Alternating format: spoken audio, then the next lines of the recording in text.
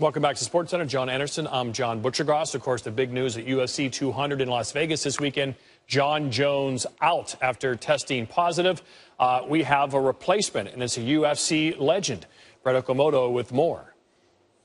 Here with UFC President Dana White, and Dana, we knew that this was going to be a wild week, but it just got a little wilder when everything that happened with John Jones the last 24 hours, him being pulled off the card. You really wanted to keep Daniel Cormier on UFC 200, give him a new opponent. Have you been able to do that?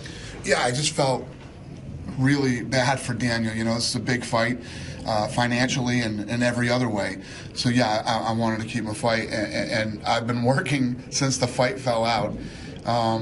You know, Mousasi immediately stepped up and said he wants to fight. Dan Henderson called me and said he wanted to fight. Anderson Silva called me and said that he wanted to fight. And each guy had a different set of problems. Mousasi, you know, is already on the card, so his guy would have not had a fight. Then Dan Henderson, you know, we're looking at other things for him right now. We have other things in mind for Dan Henderson. And Anderson Silva is 35 years old, has to go through a lot of medical testing, including he just had gallbladder surgery. So came to Las Vegas today. He literally just finished his medical tests 30 minutes ago.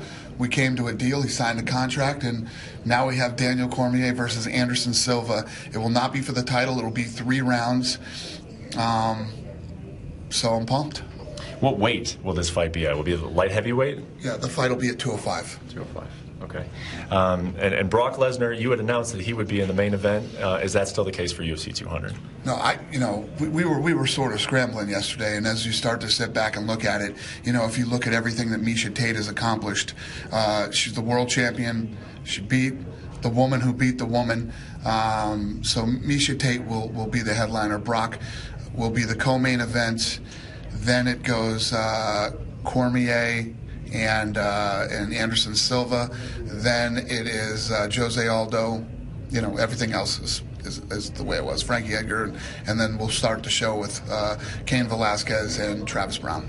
You know, when Jones steps out, you said it's, you know, obviously it's always bad to lose a main event, but we've got a stacked card here, so that lessens the blow a little bit. But do you feel like bringing in Anderson Silva, someone who's way off the radar, no one expected to see him in the UFC 200, do you feel like you saved something? Did something need to be saved? What does Anderson's presence do now for UFC 200? I just feel like, you know, UFC 200 is a milestone everybody's been waiting for a long time. And first of all, I didn't want Cormier to lose out financially in every other way.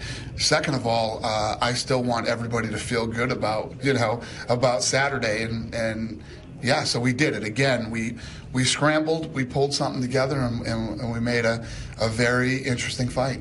Well, not for the first time, or probably not for the last time, but you were able to put together a fight on short notice, and now we'll see Anderson Silva fighting Daniel Cormier at UFC 200. Dana, thank you. Thank you. So there it is. I don't know what I could. I know one Anderson that wasn't going to fight. All right. Well, that fight is currently being finalized by the Nevada State Athletic Commission.